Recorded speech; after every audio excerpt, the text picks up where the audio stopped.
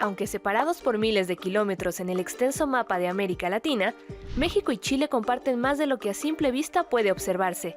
Desde sus raíces históricas hasta los desafíos sociales y políticos de la actualidad, ambas naciones se conectan a través de una herencia común, una lucha compartida por la justicia social y una identidad cultural forjada en la diversidad. Los dos países fueron marcados por gobiernos autoritarios en el siglo pasado y hoy se encuentran trabajando por fortalecer su democracia. Las poblaciones indígenas, aunque diferentes en origen y número, representan un pilar fundamental. Sus habitantes han salido a manifestarse, impulsando cambios que han empezado a transformar el panorama político. En ambos países, los jóvenes han sido clave en movimientos sociales que exigen justicia, igualdad y mejores oportunidades. La música, la historia y la cultura ocupan un lugar central. Su literatura ha sido el medio para reflejar sus diferentes realidades. Desde la poesía profunda de Gabriela Mistral y Pablo Neruda en Chile, hasta las potentes novelas sobre la Revolución Mexicana de Juan Rulfo, sus letras han sido referentes en Hispanoamérica.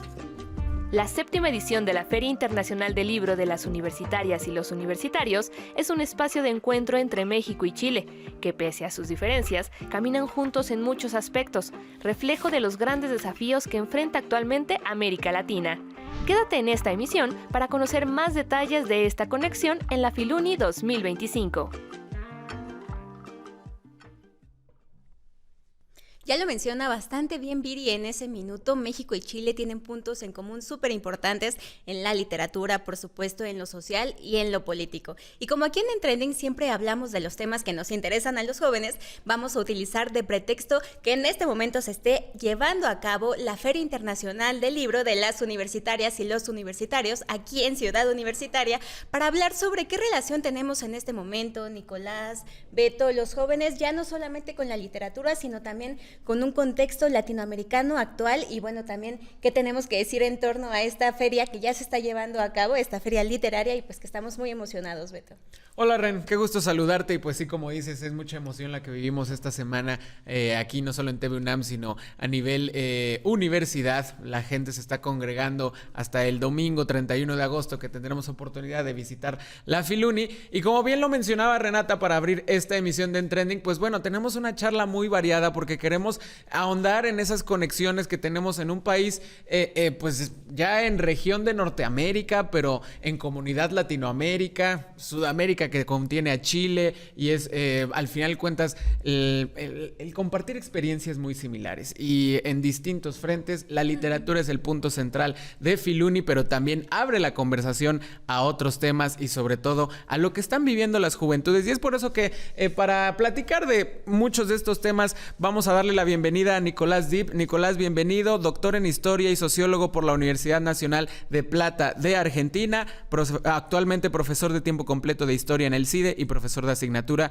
del Colegio de Estudios Latinoamericanos aquí en la Facultad de Filosofía y Letras de la UNAM. Bienvenido, Nicolás, qué gusto tenerte aquí en Trending. No, gracias a ustedes por la invitación y sobre todo para hablar de un tema tan importante como las juventudes y tomando dos países que están en los polos de América Latina, ¿no? Chile, ¿sí?, en el sur y México en el norte. Claro, vamos también mencionar, Beto, que Nicolás estará también presente, ¿sí?, en la Filuni, tendrá un conversatorio, ponentes, ¿sí?, entonces pues la conversación también aquí queremos que esté igual de interesante. Y además más íntima, ¿no? Pero por supuesto seguir invitándolos a que asistan a los más de 300 eventos que hay en Filuni. Nicolás, pues quisiéramos empezar con tu perspectiva como alguien que analiza las juventudes y las juventudes latinoamericanas. ¿Por qué podemos afirmar que en Chile y México se viven contextos similares, particularmente para las y los jóvenes? Bueno, yo cuando hablo de juventudes siempre hago dos advertencias antes de empezar. En este caso, vamos a hablar de Chile, de México y de América Latina. Una es que hay que salir de dos miradas que no ayudan a pensar la juventud, aquellas miradas que la romantizan a la juventud y creen que la juventud es el futuro y lo bueno que va a venir, y la otra mirada es la que los estigmatiza y creen que las juventudes no tienen experiencia y obviamente no traen nada bueno para nuestras sociedades. Y por otro lado, que siempre intento hablar nunca de juventud en singular, sino de juventudes en plural para mostrar la heterogeneidad.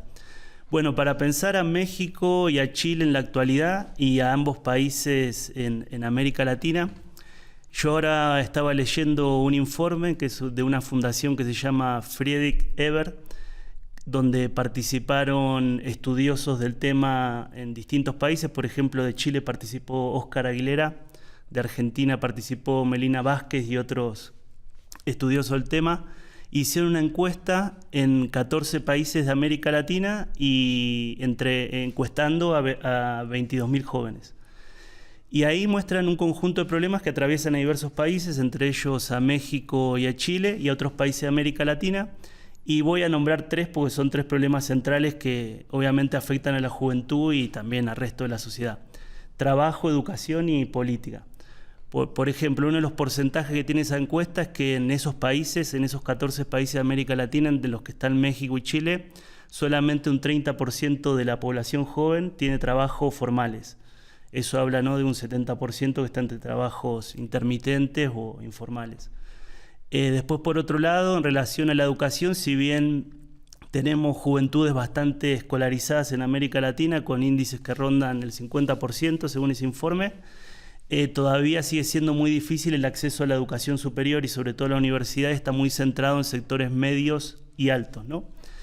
Y por último, en relación a la política, hay una fuerte valoración de la democracia en relación a los jóvenes, con índices que van del 50 al 70% según este informe. Son estadísticas generales que obviamente hay que discutirla con otros datos y otras visiones, pero creo que está bueno para la visión general.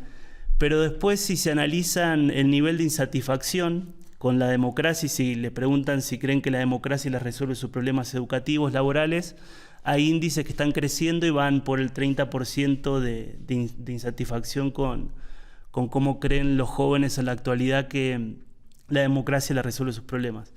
Entonces creo que, para sintetizar, tanto en México como en Chile, en América Latina, las juventudes obviamente son diversas, no se reducen a esas estadísticas, pero muestran grandes problemas que tienen nuestras sociedades, nuestros estados y nuestras democracias, que no logran resolver problemas educativos, laborales y políticos, ¿no? Y son temas, Ren, que hemos hablado consistentemente aquí en Trending, o sea, reflejan bastante bien nosotros aquí desde México, desde la Ciudad de México, desde la UNAM, pues te está teniendo como ese mismo panorama, ¿no? Sí, también como parte de este contexto histórico, algo que mencionabas al final, Nicolás, es pues esta inconformidad que sentimos los jóvenes, ¿no?, en torno a distintos temas que involucran al gobierno. Aquí, por ejemplo, entrando un poco en la literatura de Chile, pues sabemos, por ejemplo, que Roberto Bolaño pues siempre tuvo estos temas como muy centrales a lo largo de su literatura. Entonces aquí también quisiéramos saber ya un poco más en la actualidad, ¿los jóvenes seguimos siendo así de disruptivos? ¿Los jóvenes seguimos como en esta lucha constante de movimientos o cómo podemos ahora hacer esta relación de en dónde nos encontramos también en cuanto a estas narrativas? Bueno, si uno toma el caso de yo lo que estudio justamente es participación de jóvenes en experiencias estudiantiles. Y obviamente siempre hago la salvedad que no todos los jóvenes son estudiantes, ni todos los estudiantes necesariamente son jóvenes. Y uno, si aborda las experiencias políticas de los estudiantes, visto en perspectiva histórica en la actualidad, se puede encontrar con diversas orientaciones políticas, ¿no? Los jóvenes no solamente son progresistas y de izquierdas, sino que tienen visiones de centro, tienen visiones de derecha, conservadoras, hay una experiencia variada. Pero si tomamos experiencias, por ejemplo, en Chile, en México, desde los activismos estudiantiles más recientes, los dos países tuvieron experiencias muy importantes en el siglo XXI.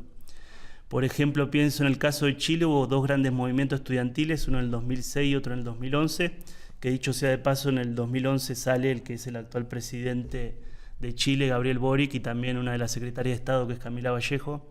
Esos 2 movimientos estudiantiles, justamente hablando de las estadísticas que hablamos anteriormente, hacían una fuerte crítica a la privatización del sistema educativo chileno y del sistema de educación superior. Y después, en esos mismos años, por ejemplo, acá en México, que México siempre es un país que gira mucho alrededor del 68 y tendemos a conmemorarlo demasiado, pero tiene experiencias del siglo XXI muy interesantes, ¿no? Creo que si tomamos referencias cercanas a esa del 2006 y el 2011 que le nombraba de Chile, tenemos el Yo Soy 132 del 2012, justamente hacía una fuerte crítica a cómo funciona la democracia mexicana en ese momento, y donde participaron estudiantes de universidades públicas y privadas. Y 2 años solamente después, que habla también de un problema grande que hay en América Latina, que es la desaparición de personas, y la represión estatal y paraestatal, justamente fue el movimiento Ayotzinapa, que fue un movimiento más amplio que un movimiento estudiantil, pero donde los estudiantes tuvieron una participación muy clave e importante, ¿no? Y al final de cuentas, pues bueno, estos...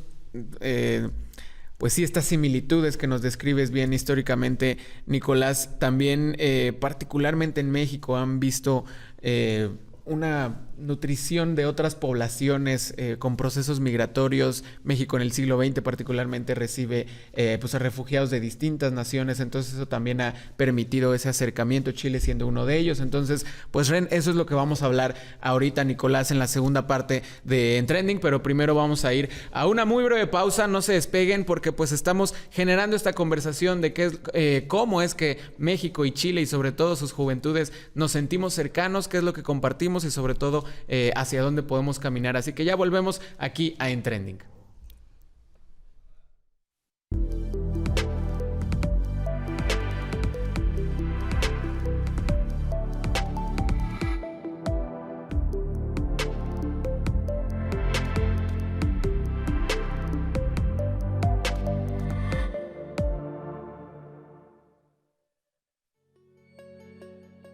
En un mundo atravesado por la crisis climática, los conflictos sociales y la urgencia de imaginar nuevas formas de habitar el planeta, las publicaciones de la Universidad de Chile se posicionan como espacios vivos de diálogo, memoria y creación. Sus libros y revistas no solo reflexionan sobre el presente, también lo interpretan y proyectan futuros posibles. La historia, por ejemplo, no se cuenta solo con fechas o batallas, también con caminos y desplazamientos. Así lo plantea Un paisaje en movimiento, prácticas turísticas e infraestructuras para el automóvil en Chile, obra que explora cómo el turismo y la infraestructura vial moldearon el territorio chileno a comienzos del siglo XX. Esa capacidad transformadora también atraviesa el ámbito ambiental. En un escenario de incendios forestales y pérdida de biodiversidad, restauración de ecosistemas forestales propone una mirada científica integral para recuperar territorios degradados, integrando ecología, genética y gobernanza ambiental. Ese mismo vínculo se manifiesta en el muralismo, una forma visual de protesta y construcción de identidad. El libro De México a Chile, presencia e influencia del muralismo mexicano, rescata el diálogo cultural entre ambas naciones, mostrando cómo las ideas, técnicas y sentidos del muralismo mexicano influyeron directamente en el arte público chileno. En una dimensión distinta pero igual de crítica se encuentra la publicación Prender el Fuego, antología del concurso latinoamericano de cuentos Marta Brunet. Conformada por voces que con sensibilidad y fuerza abordan la violencia de género y sexual. Cada libro, revista y publicación de la Universidad de Chile es más que una producción académica. Es un gesto de pensamiento comprometido donde convergen disciplinas para hablar de un mundo donde las palabras a veces parecen perder valor. Estas obras insisten en recordarnos que aún es posible transformar la realidad con conocimiento, memoria y compromiso. Chile, país invitado de esta Feria Internacional del Libro de las Universitarias y los Universitarios, de lo que queremos hablar aquí en Trending también un poco. Recuerden que estamos con este tema de la feria, la que podrán visitar hasta el próximo 31 de agosto y nosotros continuamos conversando, Nicolás, Beto, en torno a esta conexión que existe en la literatura con México, también con otros países de América Latina y bueno, esta problemática que ya hemos buscado abordar desde la primera parte de nuestra entrevista. Así que ahora queremos encaminarnos un poco más hacia las letras, Nicolás, y preguntarte hacia dónde consideras, o en tu experiencia conviviendo con los jóvenes, que se encamina esta parte de las narrativas en México, en Chile. ¿Qué es lo que estamos viendo en este momento en la producción literaria? Si uno ve la producción en sociología, en historia, después paso a lo de la literatura, uno ve una fuerte mirada adultocéntrica en la parte sociológica e histórica, porque hay mucha atención a experiencias como el 68 y muchos trabajos sobre eso, y a experiencias del siglo XXI que nombramos hace un rato, tanto en México como en América Latina hay menos trabajos, ¿no? Entonces ahí uno ve un cierto sesgo. En el caso de trabajos más testimoniales o literarios, no sé si ese sesgo es parecido, pero uno puede encontrar trabajos que muestran experiencias de distintas generaciones, ¿no? Por ejemplo, el trabajo clásico vinculado al 68 mexicano, muy testimonial de Elena Poniatowska, La noche de Tlatelolco del año 71. Y si avanzamos en décadas, ustedes hablaban de un personaje en la literatura latinoamericana que vivió en México un tiempo y hizo una experiencia importante, que es de Chile, que es Roberto Bolaño. Y justamente Roberto Bolaño, su literatura está atravesada por las juventudes, ¿no? Y es una literatura un poco posterior a la de los años 60 y 70. Y si uno vincula estas historias donde aparece el 68, las juventudes, hay una novela de Bolaño que no es Los detectives salvajes, quizá la más conocida, pero es una novela importante en su literatura, que es Amuleto. Y en el Amuleto aparece mucho el 68 mexicano, pero sobre todo dice que esa novela es un canto a su generación, que fue una generación que vivió, fue la parte más joven de los años 70 y vivió las experiencias revolucionarias en América Latina. Y él dice que es una juventud en ese canto que está atravesada por las guerras y por los sacrificios inútiles, pero en el fondo son historias que hablan de placer, de deseos y de proyectos de cambio, ¿no? Y si uno sigue avanzando más adelante, se encuentra con novelas más recientes. Por ejemplo, ya en el siglo XXI, dos novelas que a mí me parecen muy interesantes, que tocan la relación generacional y, por ejemplo, retoman esta idea de reconstruir la historia de poetas menores, ¿no? Poetas que están fuera de las grandes luces. Es poeta chileno Alejandro Zambra, que dicho sea de paso, otro escritor chileno que vive acá en México. Y hay un libro que a mí me gusta mucho especialmente, que no es de Chile, de México, pero es de Argentina, que lo escribió Camila Fabri, se llama El día que apagaron la luz, en referencia a un tema de una de las bandas de Charly García, Sui Generis, que justamente cuenta la historia, incluso es una historia muy autobiográfica, de un incendio que hubo en Argentina en el 2004 en un establecimiento que se llamaba República Cromañón, donde tocaban bandas de rock juveniles, muy barriales, muy masivas, importantes.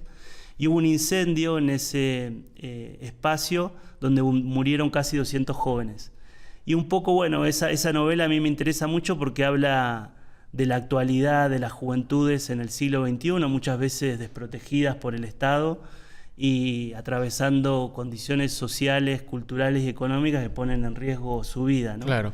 Nicolás, con este panorama literario, la primera parte lo hablábamos desde un aspecto más social y político, y también tenemos nosotros esta inquietud que es parte de lo que conecta Chile y México, es el tema de la migración. Uh-huh. ¿Qué tanto atraviesa la migración para que tengamos esta conexión en la literatura, para que tengamos esta conexión en ese análisis que tú nos hacías de los movimientos estudiantiles? O sea, ¿cómo juega el factor de la migración para esta conversación?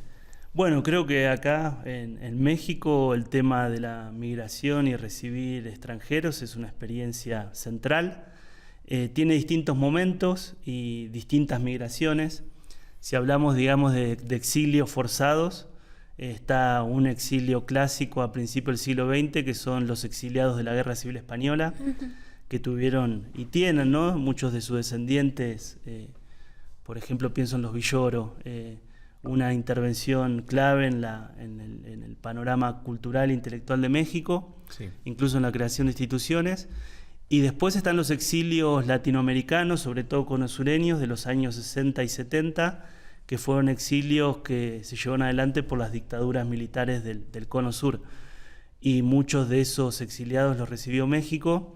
Creo que hay distintas experiencias, pero por ejemplo yo soy sociólogo y obviamente me interesa mucho el campo de la sociología, y hubo grandes sociólogos exiliados en México. Por ejemplo, pienso en el chileno Hugo Semmelman, pienso en el argentino Juan Carlos Portantiero, pienso en los brasileros Vania Bambirra y Rui Mauro Marini, que fueron sociólogos que tuvieron una retroalimentación con el panorama cultural, intelectual y académico mexicano muy importante. Igual, dicho sea de paso, es que el Estado mexicano también tenía una doble relación, ¿no? Porque por un lado recibía a exiliados por lo general de los sectores de izquierda o nacional populares, que justamente no les permitían sus dictaduras militares estar en sus países, pero también el propio Estado mexicano tenía una política muy represiva hacia las corrientes críticas de izquierda dentro del propio México, ¿no? Había como una doble cara del Estado mexicano. Y creo, para terminar, también hacer una acotación de que estas migraciones son muy diferentes a las muchas migraciones actuales que hay de jóvenes y también de familias, que no necesariamente son jóvenes, sobre todo de países centroamericanos, ¿no? Donde hay una política muy dura hacia ellos y no necesariamente son equivalentes las distintas migraciones, si bien cada una tiene sus problemas y obviamente no hay que equipararlas. Sí me parece está bueno pensar la relación que tienen los estados con ese tipo de migraciones diferentes, ¿no? Forzadas. Y que también es parte como de las problemáticas sociales actuales, ¿no? Que es un poco lo que hemos hablado en la conversación. Aquí también nos gustaría tocar el tema de la literatura actual. Por ejemplo, pienso en Mariana Enríquez, Nuestra parte de noche, también Brenda Navarro en la escritura mexicana tiene Casas vacías, que habla sobre desaparición forzada. Entonces, aquí nos gustaría preguntarte, ¿cómo es que podemos encontrar como latinoamericanos un punto en común al final del día? Es decir, con contextos y narrativas que pueden funcionar en miles de posibilidades. ¿Cómo lees un texto chileno, uno argentino, y puedes sentirte tan identificado como mexicano o mexicano? Sí, yo creo que la literatura latinoamericana, la mexicana, la chilena, la argentina u otras, son muy diversas y tocan muchas problemáticas, pero es verdad que hay toda una literatura que creo que en parte sigue una línea muy de la literatura de Bolaño, que trata el tema de la desaparición de personas en América Latina. Por ejemplo, pienso en novelas diversas, aparte de las que nombraron ustedes. Nocturno de Chile, del propio Bolaño, justamente habla de la relación que tienen los escritores con los genocidios o con la desaparición de personas y qué posicionamientos políticos tienen ante eso. Pero después hay novelas que esto expresa mucho la actualidad de la literatura latinoamericana actual, de muchas mujeres, ¿no? Sí. Bueno, nombraban a Mariana Enríquez y su última novela, Nuestra parte de noche, justamente tiene como contexto la dictadura militar argentina. Más allá de la historia particular que cuenta, aparece la temática de la desaparición de personas. Y después hay otra autora, que no es una novela, sino es un retrato autobiográfico, que se llama Leila Guerriero, que tiene un retrato autobiográfico que se llama La llamada, que justamente también involucra a la historia de una militante de Montoneros durante la dictadura argentina y postdictadura, y la fuerte política con sesgo de género que tenía la política represiva de la dictadura argentina y lo que implicó para su historia, que es una historia muy rica la que cuenta Leila Guerriero en esa novela. Y creo que eso habla de una realidad global y también una realidad latinoamericana, ¿no? Que es el problema de la defensa de los derechos humanos. Obviamente la literatura no lo trata de manera tan directa y de forma... Claro. En la forma en que yo lo estoy diciendo, pero sí es un gran problema, ¿no? Cómo en la actualidad siguen habiendo políticas estatales y paraestatales que no garantizan un derecho humano tan básico, fundamental, que es la vida de las personas y que las personas no Nicolás, desaparezcan. Para ir cerrando, ha sido una reflexión bastante compleja, con muchas aristas las que nos has presentado aquí. Y al final de cuentas todo se origina de Filuni, todo se origina de la temática, todo se origina de que en Filuni, por ejemplo, se va a dar esta prioridad al español, entonces a la lengua española. Entonces, para cerrar de manera muy breve, Nicolás, ¿por qué es importante que existan estas ferias? ¿Por qué es importante que existan estos espacios y que se evoquen estas conversaciones como la que estamos teniendo aquí en Trending? Bueno, yo creo que más allá de las distintas ferias y de los distintos libros, creo que algo interesante que tiene leer para hablar de la lectura en términos generales es que logra hacernos preguntas sobre la realidad que nos rodea, ¿no? Y no darla por sentada y no darla por natural. Entonces siempre... Yo no soy un romántico de la lectura, ¿no? Que cree que la lectura por sí sola es buena, pues se pueden leer cosas buenas, se pueden leer cosas malas. Pero sí es verdad que hay toda una parte asociada a la práctica de la lectura que te permite problematizarte de tu vida cotidiana y no aceptar las cosas como son. Entonces, todo espacio que fomente la lectura me parece un espacio importante, ¿no? En esos términos. Pues Nicolás, esta reflexión me parece muy importante como jóvenes y como latinoamericanos, esta parte de tener una posibilidad de problematizar el mundo que te rodea, tu actualidad, pues definitivamente es algo que Filuni está buscando hacer con nuestra comunidad universitaria, Beto. Y que pues bueno, ya es la 7ª ocasión, Nicolás Renke Filuni se manifiesta en la cartelera literaria y nosotros no podemos dejar de invitarlos a que asistan. Llegamos al final de esta emisión, Nicolás, te agradecemos mucho por estos minutos aquí en Trending. Muy bueno. Y pues nosotros, Ren, por supuesto, invitar a toda la gente, ya lo saben, los jueves a las 20:30 horas aquí en Trending, donde seguimos hablando de los temas en tendencia, la repetición los sábados a las 19 horas, y si no lo alcanzan en esos horarios, en el canal de YouTube de TV UNAM, ahí están todas las emisiones. Ren, nos vemos la próxima. Hasta la próxima, Beto. Bye.